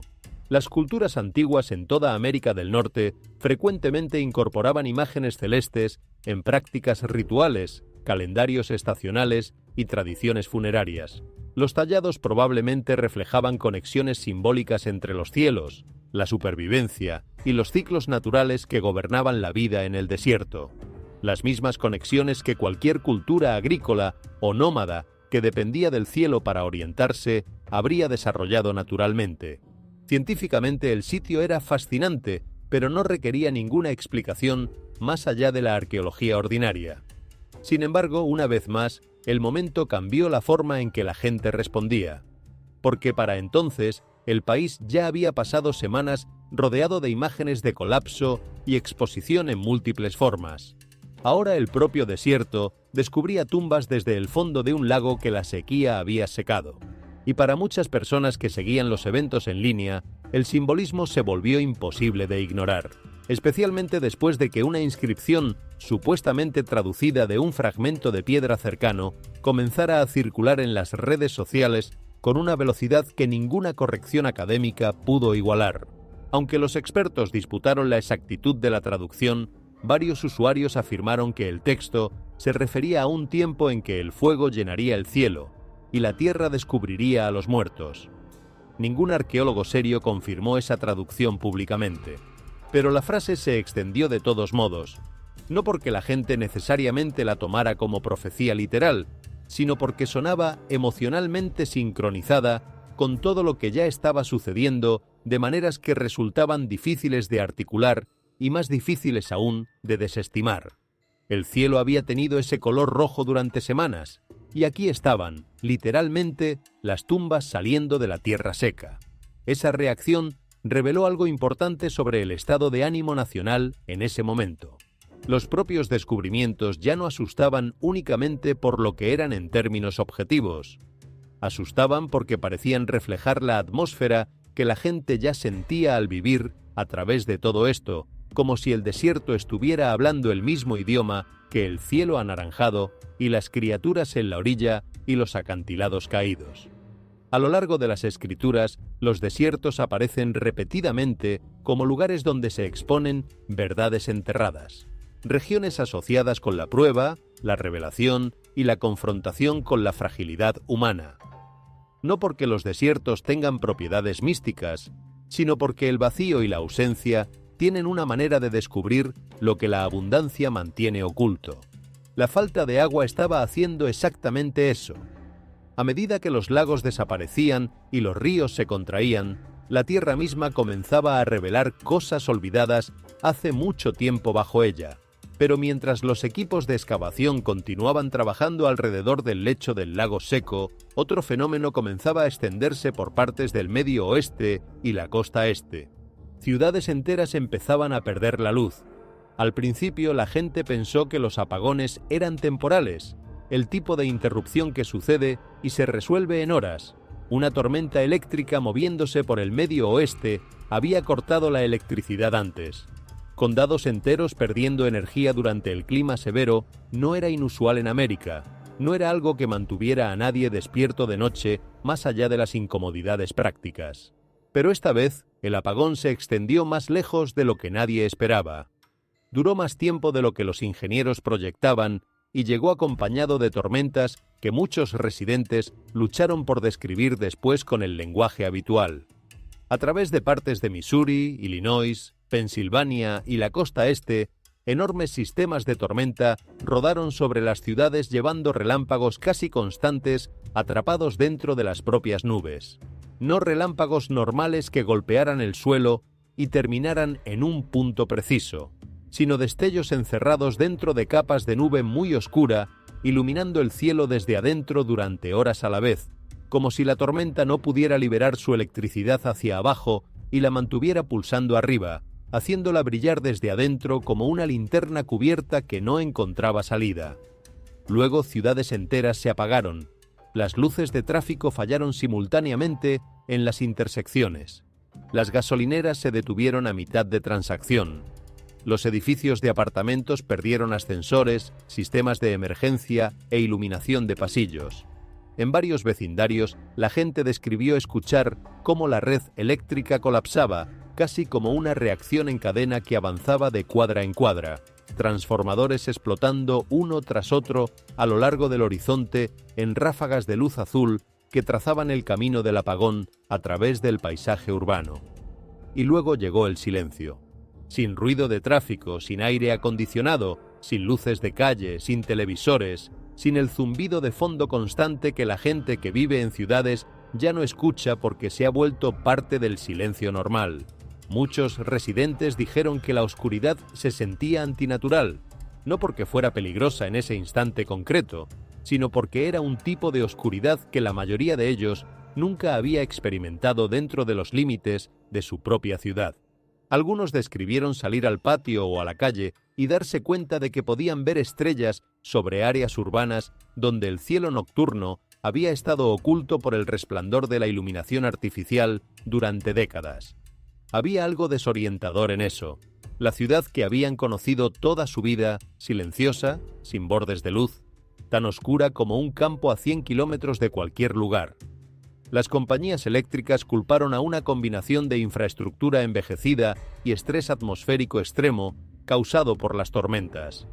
Los altos vientos, las sobretensiones de relámpagos y los sistemas sobrecargados habían desencadenado fallas en cascada a través de secciones de la red. Los ingenieros advirtieron que las redes eléctricas modernas nunca fueron diseñadas para manejar extremos climáticos sostenidos que ocurrieran con esa frecuencia en múltiples regiones a la vez. Era un problema de infraestructura vieja enfrentando condiciones nuevas, explicaron. La solución existía, pero requería tiempo e inversión. La explicación era racional y probablemente correcta. Pero emocionalmente los apagones desencadenaron algo diferente a todos los desastres anteriores. Por primera vez en la secuencia, la gente se vio obligada a confrontar no solo el poder de la naturaleza, sino la fragilidad de la propia civilización que construyeron. Porque una vez que las luces desaparecieron, también desapareció la ilusión de control que la electricidad sostiene de manera silenciosa e invisible. Los teléfonos se fueron muriendo lentamente. El servicio de Internet desapareció. Las tiendas cerraron. Los hospitales conmutaron a generadores que estaban diseñados para emergencias de horas, no de días. Suburbios enteros quedaron silenciosos excepto por sirenas distantes y el bajo sonido de generadores portátiles zumbando en la oscuridad desde las casas que podían permitirse uno. Y en muchos lugares, las tormentas continuaron destellando sobre las ciudades durante horas después de que la red ya había fallado, iluminando desde arriba vecindarios que parecían abandonados bajo la luz intermitente. Era una imagen que la gente describía con dificultad, pero que grababan con los teléfonos mientras la batería aguantaba. La tormenta encima, la oscuridad abajo y el relámpago como único vínculo entre ambas. En las horas que siguieron a los apagones más prolongados, algo cambió en los barrios afectados que los ingenieros eléctricos no podían medir ni reparar. Las personas salían de sus casas, no porque hubiera que hacer algo afuera, sino porque adentro, sin las pantallas y el ruido de fondo, el silencio se hacía demasiado específico, demasiado cercano a algo que preferían no sentarse a escuchar a solas. Los vecinos que llevaban años viviendo en el mismo edificio, sin conocerse más que de vista, se encontraban en las escaleras con velas en la mano, con el mismo tono de ¿tienes suficiente agua?, que es la manera americana de decir «estoy un poco asustado y me alegra no estar solo». Los niños que normalmente habrían estado mirando una pantalla se sentaban en los peldaños de los portales y miraban el cielo con una atención que sus padres no les habían visto antes. Y los adultos que miraban a los niños mirando el cielo se daban cuenta de que ellos también estaban mirando, que también querían saber qué venía después, que también habían perdido temporalmente la certeza de que sabían la respuesta. Esa imagen perturbó profundamente a mucha gente. No porque la oscuridad en sí fuera inusual en términos absolutos, sino porque el país de repente parecía vulnerable de una manera en que la América moderna rara vez lo hace. Toda la maquinaria de la modernidad, los semáforos, los sistemas hospitalarios, los refrigeradores con medicamentos, la calefacción y la refrigeración de las casas, el agua caliente que llegaba cuando se abría el grifo. Todo dependía de una red que resultó ser más delicada de lo que nadie quería admitir mientras funcionaba.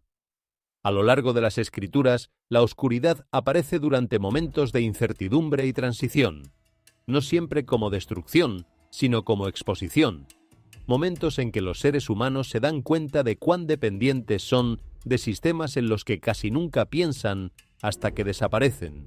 La gente daba por sentada la electricidad de la misma manera en que daba por sentado el suelo firme bajo sus pies, el agua que no se desbordaba, el cielo que no giraba. Y una por una, esas cosas habían fallado en las semanas anteriores. Y a diferencia de los paralelos bíblicos que la gente adjuntaba a inundaciones o fuego, el simbolismo de los apagones emergió casi accidentalmente, sin que nadie lo buscara deliberadamente. Porque cuando se apagaron las luces, muchas personas instintivamente comenzaron a hacerse la misma pregunta sin haberla ensayado. ¿Cuán estable es realmente todo lo que construimos? Esa pregunta se extendió rápidamente mientras circulaban imágenes de horizontes enteros desapareciendo bajo nubes de tormenta, mientras los relámpagos pulsaban silenciosamente sobre ellos. Algunos compararon las escenas con películas de catástrofe. Otros argumentaron con razón que esto era simplemente lo que sucede cuando la infraestructura envejece más rápido de lo que puede ser reparada con los presupuestos disponibles. Pero incluso los más escépticos admitían en sus conversaciones que algo se sentía diferente ahora. Los desastres ya no eran titulares que ocurrían en algún otro lugar a otra gente. Estaban comenzando a superponerse psicológicamente en una sola atmósfera de inestabilidad que era difícil de ignorar incluso para quien prefería no buscarle significados. Y luego, durante una de las noches de apagón, comenzaron a surgir reportes desde varios estados sobre algo aún más extraño. La gente estaba escuchando sonidos que venían de debajo de la tierra. Los reportes comenzaron de manera tranquila y desconcertada. Un bajo estruendo subterráneo en el Missouri rural, descrito por quienes lo escucharon como algo entre el trueno y el paso de un tren, pero sin truenos en el cielo y sin vías en kilómetros a la redonda. Ventanas vibrando tarde en la noche en partes de Tennessee, con una regularidad que los vecinos comenzaron a notar y a comentarse entre ellos antes de buscarla en Internet. Residentes en Pensilvania describiendo un profundo retumbo metálico que parecía moverse bajo vecindarios enteros durante varios segundos antes de desaparecer tan abruptamente como había llegado. Al principio, la mayoría de la gente asumió que los sonidos eran construcción nocturna, explosiones de cantera a distancia o truenos atenuados por la nubosidad, pero en días, informes similares comenzaron a aparecer en múltiples estados casi simultáneamente, a menudo durante las horas nocturnas cuando todo lo demás estaba en silencio y el contraste hacía que el sonido fuera imposible de ignorar. Y lo que más perturbaba a la gente no era solo el sonido en sí, era la sensación física que lo acompañaba. Muchos describieron las vibraciones como algo que sentían en el pecho antes de escucharlo con los oídos, como si el cuerpo captara la frecuencia antes que la conciencia. Los perros ladraban sin ninguna causa visible momentos antes de que comenzara el retumbo. Las aves se dispersaban de los árboles en medio de la noche, algo que múltiples testigos capturaron con cámaras de seguridad sin haber coordinado entre sí. En varios casos, esas mismas cámaras captaron el audio con suficiente claridad para registrar un zumbido resonante y profundo rodando bajo calles y casas durante varios segundos. Demasiado grave para ser construcción, demasiado sostenido para ser un camión. Sin embargo, en muchas de esas áreas no se registraron terremotos significativos en los sismógrafos de la región. La Tierra no se movió en los instrumentos de la manera en que se mueve durante un sismo medible. Pero algo claramente viajaba a través de ella. Las teorías se extendieron con rapidez en línea. Algunos culpaban al estrés tectónico subterráneo a lo largo de sistemas de fallas que se extendían bajo partes del continente, argumentando que la presión puede acumularse y transmitirse de maneras que producen sonido sin producir movimiento detectable en superficie. Otros sugerían pruebas militares en instalaciones subterráneas, sistemas de cuevas que colapsaban en las capas kársticas del suelo, o actividad industrial distante amplificada y canalizada a través de capas específicas de roca. Los geólogos reconocieron que los pequeños movimientos subterráneos y ciertas condiciones atmosféricas pueden ocasionalmente crear fenómenos acústicos que resultan difíciles de explicar con certeza desde la superficie. Científicamente había posibilidades razonables, pero ninguna explicación única coincidía completamente con la escala y distribución geográfica de los informes. Y para este punto en la secuencia, la ansiedad pública ya había sido moldeada por semanas de eventos y descubrimientos en escalada. Eso cambiaba la forma en que la gente interpretaba cada cosa nueva, porque la secuencia ya no parecía limitada a un solo elemento de la naturaleza. La Tierra había colapsado, el agua había subido, el cielo se había tornado violento, el fuego se había extendido, los océanos habían revelado criaturas ocultas, estructuras y tumbas antiguas habían emergido del desierto seco, las ciudades habían perdido la luz. Y ahora incluso la Tierra misma parecía estar haciendo ruido desde adentro. Esa progresión perturbó a la gente de una manera que iba más allá del miedo a cualquier evento individual, porque a lo largo de la historia, los sonidos inexplicables bajo la Tierra han estado asociados en el imaginario colectivo con la inestabilidad que precede a una ruptura visible, presión acumulándose en algún lugar fuera de la vista, tensión oculta esperando encontrar una salida, no necesariamente tensión sobrenatural, sino el tipo de tensión que los sistemas tienen cuando han sido llevados más allá de sus límites sin que nadie lo vea desde arriba. Ese simbolismo es parte de por qué tantas discusiones en línea comenzaron a referenciar la idea bíblica de que la creación gime no como prueba de una profecía específica siendo cumplida, sino como lenguaje que describe un mundo que se siente tensionado más allá de sus límites normales desde múltiples direcciones a la vez. La frase resonó porque la gente ya estaba buscando cómo describir algo que los reportes climáticos y los comunicados de prensa técnicos no terminaban de capturar. Un video viral captó ese estado de ánimo de una manera que ninguna declaración oficial habría podido igualar. Grabado durante un apagón en el Medio Oeste, con un teléfono que quedaba con poca batería, mostraba una calle completamente vacía, iluminada solo por los destellos distantes de la tormenta, mientras un sonido retumbante y lento hacía eco bajo el pavimento. La persona que filmaba susurró solo una frase antes de que el clip terminara. Se siente como si algo debajo de todo esto estuviera cambiando. Ya fuera geológico, ambiental, psicológico o simbólico, ese sentimiento se había extendido por gran parte del país. Y para muchos estadounidenses, la pregunta ya no era si vendría otro evento. Era qué tipo de nación quedaría si la inestabilidad nunca se detuviera verdaderamente. Los reportes de sonidos bajo tierra habían añadido una dimensión particular a toda la secuencia, porque tocaban algo que los otros eventos no habían tocado de la misma manera. La sensación de que incluso el suelo que se mantiene firme bajo los pies puede estar haciendo algo que no sabemos ver. Con los acantilados de California, la gente podía al menos ver el deslizamiento antes del colapso. Podía señalar la grieta en el asfalto y decir, ahí está, ese es el signo. Con las inundaciones y los tornados, los radares daban aviso aunque no siempre suficiente. Con los incendios, el humo era visible desde kilómetros de distancia antes de que las llamas llegaran. Pero los sonidos bajo tierra no dejaban ninguna señal visible en la superficie. Solo esa vibración que llegaba antes de que el sonido fuera audible, ese momento en que el cuerpo sabía algo que los ojos no podían confirmar. Esa experiencia conecta con algo muy antiguo en la psicología humana, el miedo a lo que está debajo, a lo que se mueve sin verse, a la posibilidad de que el suelo que tratamos como dado, como la base incuestionable de toda existencia física, pueda tener su propia agenda que no coincide con la nuestra. Las culturas antiguas de todo el mundo desarrollaron elaboradas cosmologías del mundo subterráneo precisamente para darle forma a ese miedo, para hacer manejable la inquietud ante lo que sucede debajo de donde vivimos. En las tradiciones bíblicas, la tierra puede abrirse y tragarse lo que está sobre ella. Los terremotos no son solo fenómenos físicos, sino a veces respuestas del propio suelo a lo que ocurre sobre él.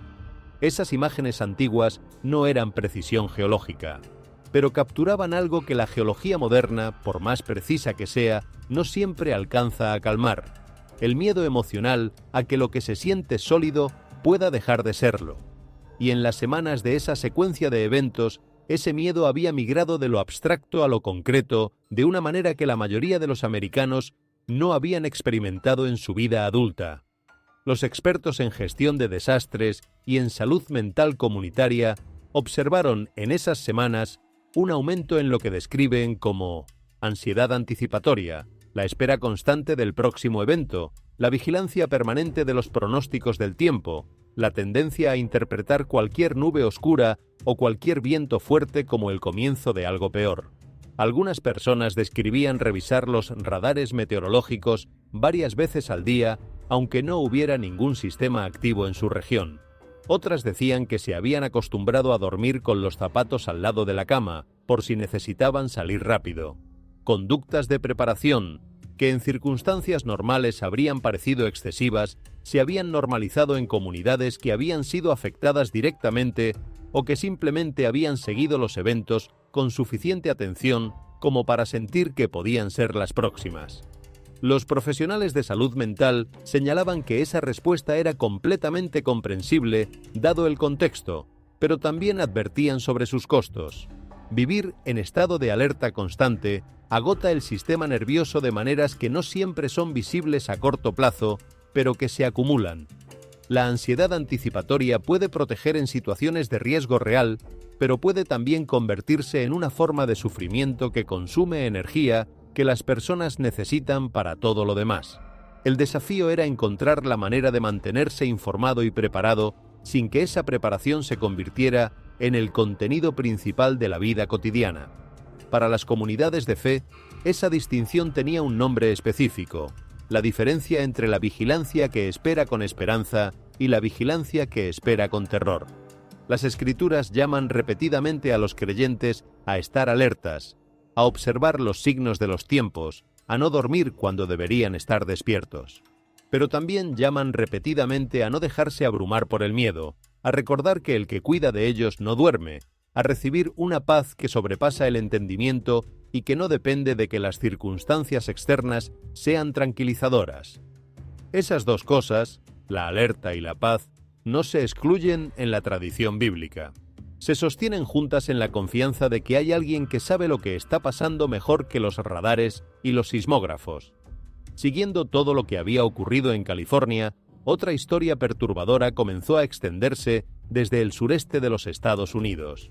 Esta vez venía de Florida, un estado ya tristemente conocido por sus hundimientos de tierra repentinos, su base de caliza blanda y porosa, sus canales subterráneos que la superficie no delata, y el suelo que puede colapsar hacia adentro sin ningún aviso previo. En una zona baja propensa a deslizamientos, el radar de penetración de suelo detectó una estructura extraña a profundidad considerable bajo tierra. Según los relatos locales que comenzaron a circular, su forma no se asemejaba a una cueva natural ni a los cimientos de ningún edificio antiguo conocido. Fue descrita como una pirámide invertida, hundiéndose hacia abajo en la caliza, como si algo antiguo hubiera sido deliberadamente sellado bajo un terreno inestable que asegurara que nadie lo encontrara fácilmente. Algunos afirmaron incluso que una inscripción dentro de la estructura advertía que cuando fuera encontrada, América sería puesta al revés. No había habido confirmación oficial que verifique esta historia con la precisión que requiere la ciencia, y los expertos aconsejarían razonablemente precaución ante estas afirmaciones, citando la posibilidad de formaciones de roca natural que el radar interpreta como geométricas, estructuras coloniales antiguas sin registros conservados, o simplemente interferencia técnica, pero su significado simbólico es difícil de ignorar en el contexto de todo lo demás que ya estaba ocurriendo. Las capas ocultas bajo el suelo de Florida se convierten en una ilustración poderosa de una verdad más profunda que el país entero parecía estar contemplando. Lo que aparece sólido en la superficie puede ser muy frágil por dentro, y el tiempo en que esa fragilidad permanece invisible no la elimina, solo pospone el momento en que se hace evidente.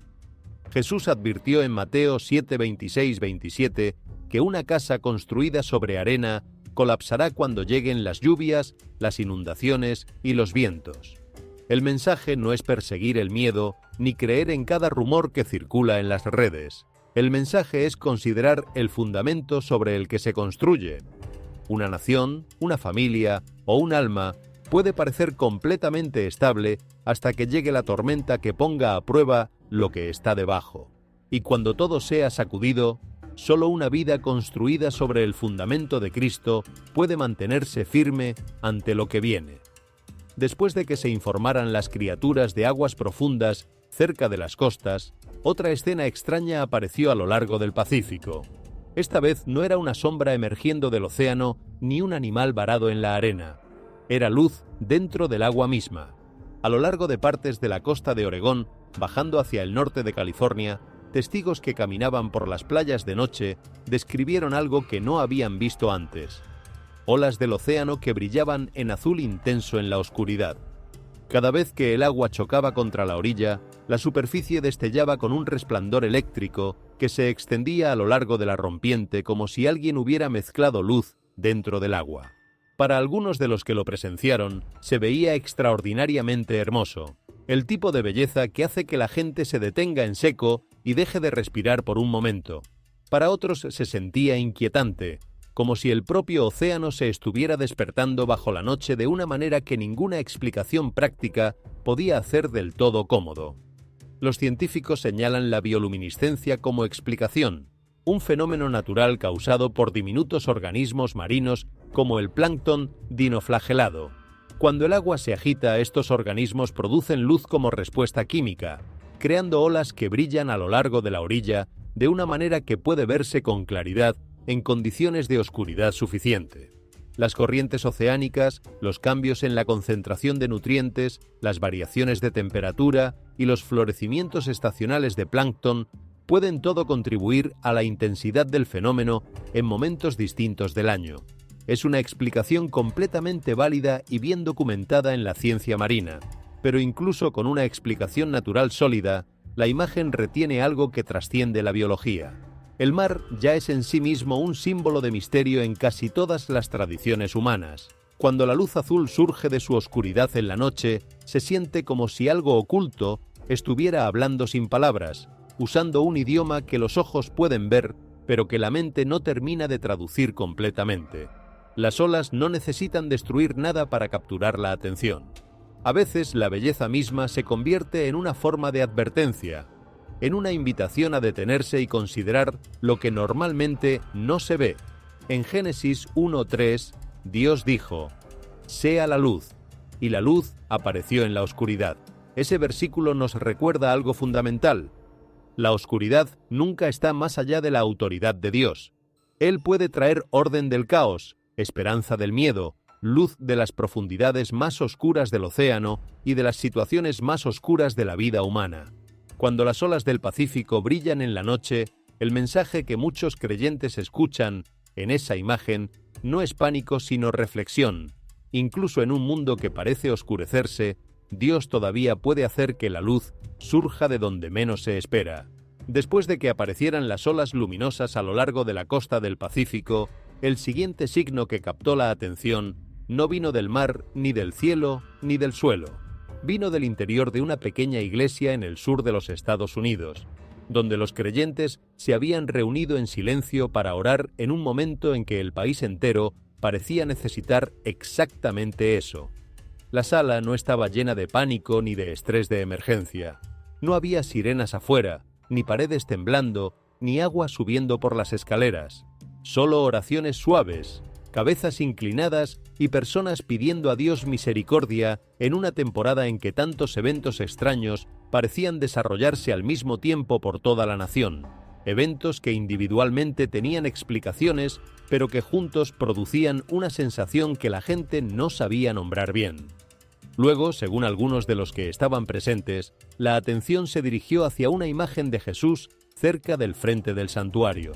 Algunos dijeron que parecía como si se estuvieran formando lágrimas en la imagen.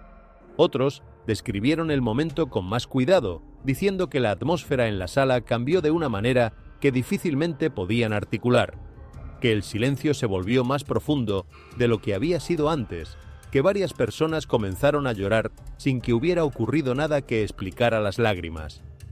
Ya sea visto como un milagro literal, como un símbolo poderoso, o como un momento de emoción colectiva profunda impulsado por semanas de tensión acumulada, el mensaje que muchos percibieron en ese instante no era miedo ni amenaza, era tristeza, era compasión, era la sensación de un llamado a volver a algo que se había dejado atrás.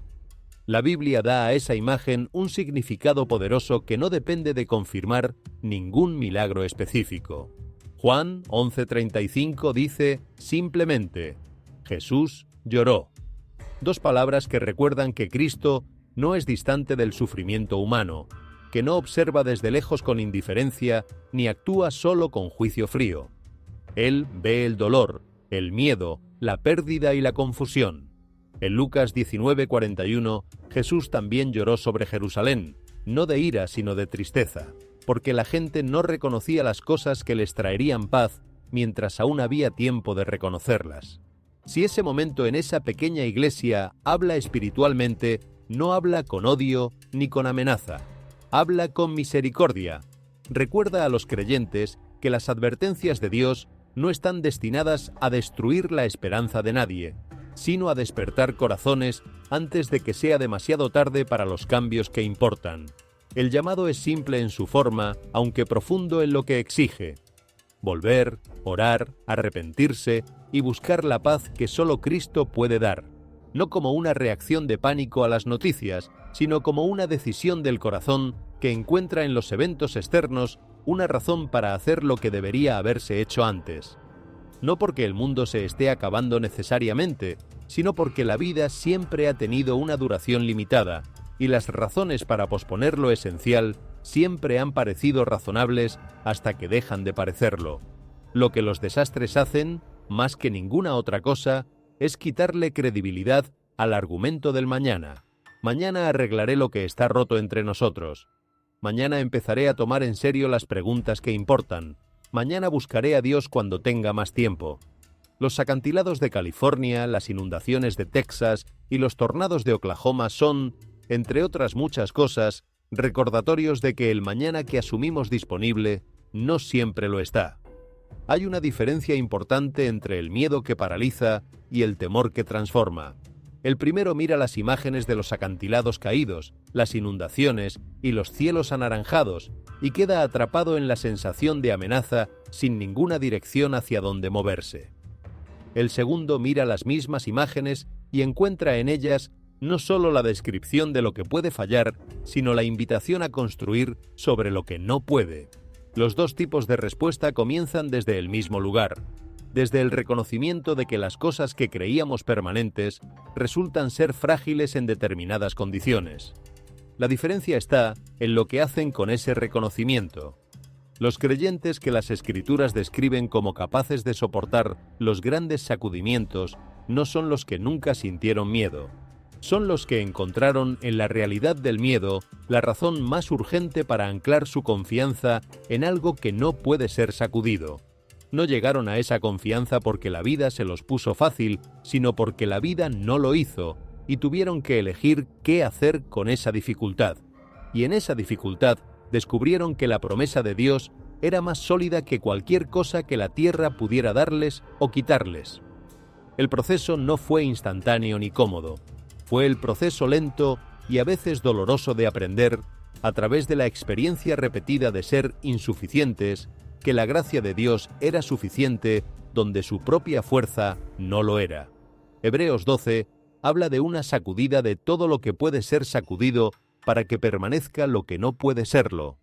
No como catástrofe final, sino como proceso de clarificación, la eliminación de lo provisional para revelar lo permanente.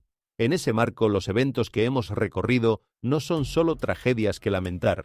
Son también oportunidades de descubrir qué permanece cuando todo lo demás se mueve. Y lo que permanece, según las Escrituras, no son los sistemas que los humanos construyen, sino el Dios que existe antes de que ningún sistema fuera pensado, y que existirá después de que el último de ellos haya desaparecido. Esa permanencia no es una abstracción teológica fría, ni un consuelo de segunda mano para los que no encontraron otro recurso. Es la base real, probada en miles de años de historia humana y en millones de vidas individuales, sobre la cual una persona puede pararse con los pies firmes cuando el suelo tiembla bajo ella. Cuando todos estos signos se colocan juntos y se contemplan como secuencia, forman un cuadro que es genuinamente difícil de ignorar. La tierra colapsando en el mar, el agua llegando demasiado rápido para escapar, los cielos girando con violencia sobre las llanuras, el fuego cubriendo los horizontes del suroeste, criaturas del fondo del océano apareciendo en las playas, estructuras antiguas y tumbas emergiendo del desierto seco, las luces de las ciudades apagándose en cascada, la tierra haciendo ruido desde abajo, olas que brillan azules en la noche, y creyentes reuniéndose en oración ante una imagen que parece llorar. Cada momento tiene su propia explicación individual. Algunos son claramente naturales, algunos pueden ser malinterpretados, algunos permanecerán sin confirmar independientemente de lo que la gente quiera creer, pero juntos plantean una pregunta que trasciende la meteorología y la geología. ¿Está permitiendo Dios que esta generación vea advertencias antes de que se desarrollen consecuencias que ya no puedan detenerse? La Biblia no enseña a los creyentes a entrar en pánico ante cada evento extraño o perturbador. Les enseña a observar, a orar y a discernir con sabiduría. No todo desastre debe llamarse castigo directo de Dios sobre personas específicas. y Jesús mismo rechazó ese tipo de interpretación simplista en varios momentos del Evangelio. Pero a lo largo de las Escrituras, Dios usó repetidamente advertencias visibles para despertar a las personas antes de que el colapso que se podría haber evitado se volviera irreversible. Antes de que llegara el juicio sobre Nínive, hubo una voz enviada a anunciarla. Antes de la destrucción del templo, hubo llamados al arrepentimiento. Antes de la tragedia, hubo misericordia en forma de aviso. Ese es el corazón de Ezequiel 33:11, donde Dios declara que no se complace en la muerte de los impíos, sino que desea que se aparten de sus caminos y vivan. Esas palabras muestran el verdadero propósito de cualquier advertencia divina. No es crueldad, es compasión que se expresa antes de que el momento de elegir haya pasado. Es Dios dando tiempo para arrepentirse antes de que fallen los fundamentos que nadie reparó mientras había oportunidad. América puede todavía tener tecnología extraordinaria, ciudades funcionales, sistemas de carreteras, estadios llenos, iglesias con programas y riqueza material sin precedentes en la historia. Pero nada de eso puede salvar a una nación cuya alma se está alejando del Dios que la fundó. Cuando la tierra tiembla, las aguas suben, el cielo se oscurece y las comunidades son obligadas a detenerse y confrontar su propia vulnerabilidad, el mensaje que emerge no es técnico sino espiritual. El control humano tiene límites que el tiempo siempre termina revelando. El llamado final no es miedo, es fe. No entres en pánico, mantente alerta, ora por misericordia, arrepiéntete mientras haya tiempo de hacerlo. Y edifica tu vida sobre Jesucristo, el único fundamento que permanecerá en pie cuando todo lo demás sea sacudido. El poder de Dios